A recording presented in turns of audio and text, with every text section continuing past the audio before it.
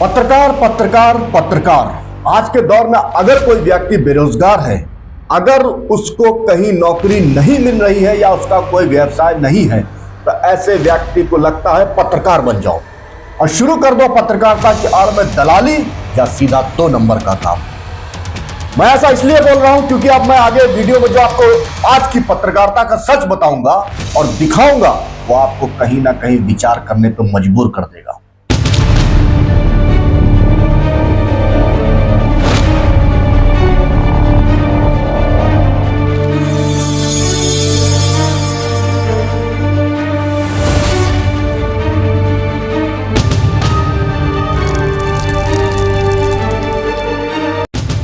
पहली खबर मैं आपको दिखा रहा हूं। यह खबर कल परसों की है, जहां एक व्यक्ति बुलेट मोटरसाइकिल से पत्रकारिता की आड़ में ना जाने कब से गांजे की तस्करी कर रहा था।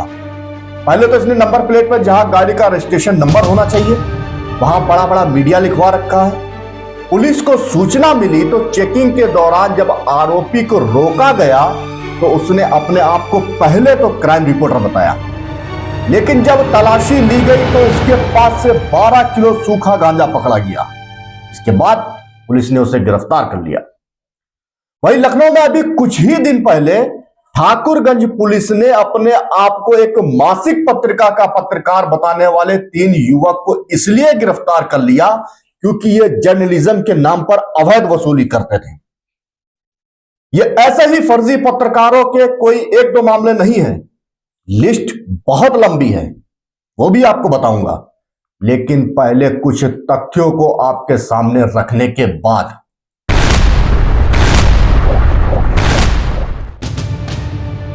हालांकि आपको अगर बताऊं, ये अपने आप को पत्रकार कहने वाले कैसे कैसे ब्लैकमेल करके सीधे साधे लोगों को और मजबूर लोगों से पैसे ऐंठ लेते हैं, तो कुछ देर के लिए आप भी यकीन नहीं करेंगे।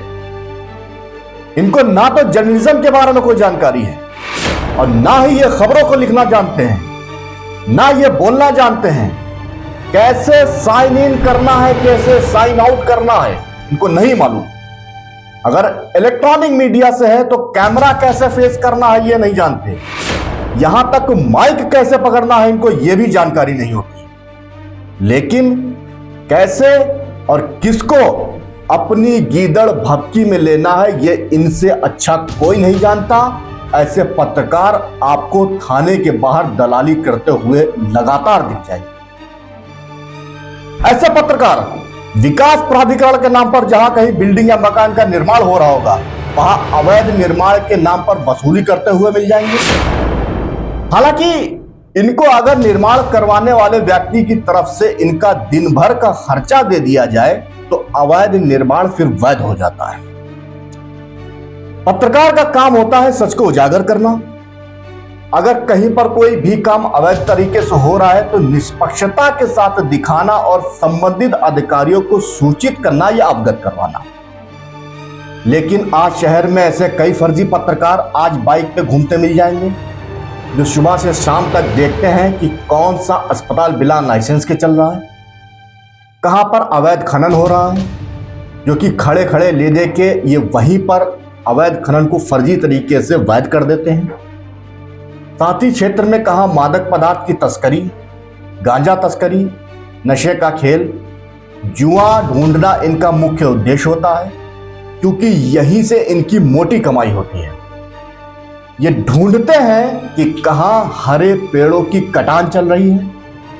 आपको बता दें कि लखनऊ के मलिहाबाद में फिलहाल ही कुछ पत्रकारों द्वारा हरे पेड़ों की कटान करवाने के मामले में कुछ फर्जी पत्रकारों पर मुकदमा भी हुआ था, लेकिन फिर भी इनकी सेहत पर कोई फर्क नहीं पड़ता।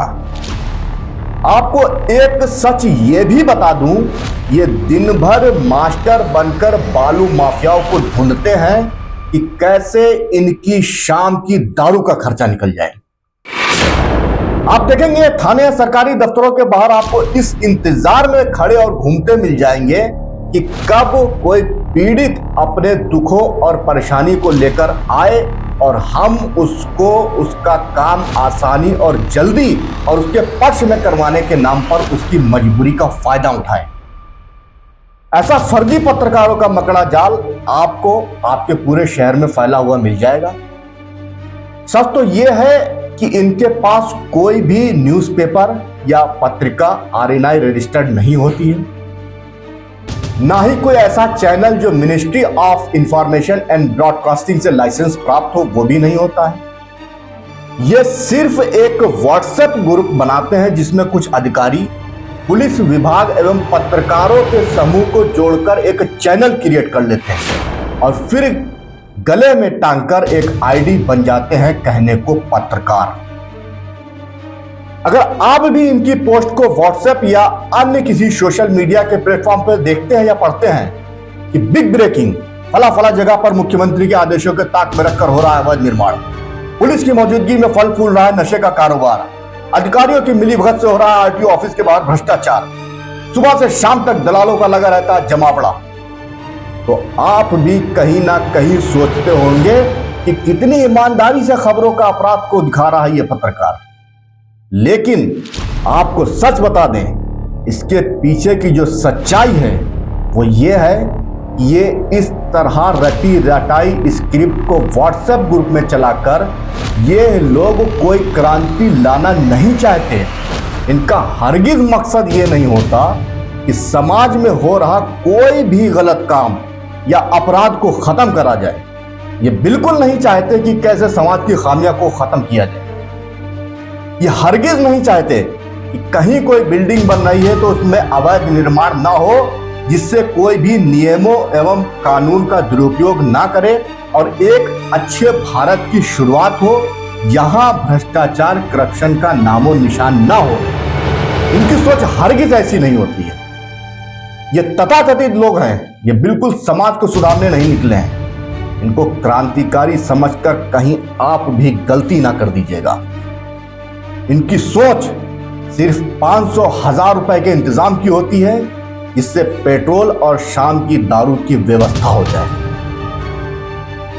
चलिए अब मैं आपको उन पत्रकारों के बारे में बताऊंगा जो पैसे देकर बनते हैं सो कॉल्ड पत्रकार। आपके पैरों के नीचे से जमीन निकल जाएगी ये जानकर कि उस देश में जहां आपकी मेहनत के एवज में अगर कोई संस्था कंपनी आपको काम करवाती है तो आपको उसका मेहनताना मिलता है, आपको उसका पैसा दिया जाता है। लेकिन पत्रकारिता की दुनिया में कुछ चैनल और कुछ पेपर ऐसे भी हैं जो आपको अपने पेपर या चैनल में ज्वाइनिंग देंगे, आपसे काम करवाएंगे, लेकिन आपका मेहनताना देने की बजाय आपसे उल्टा पैसा ले लेंगे। जी हां, आपने बिल्कुल सही सुना। इन कुछ पेपर और चैनलों वालों का कहना है आप मुझे विज्ञापन दो, विज्ञापन के नाम पे इतनी धनराशि मुझे दो, तो फिर हम आपको आई कार्ड या चैनल का लेटर प्रोवाइड करवा देंगे। बस यहीं से शुरू होता है पत्रकारिता की आड़ में कालाबाजारी का असली खेल। फिर एक सो कॉल्ड जर्नलिस्ट वो करता है जो मैंने आपको अभी पहले बताया।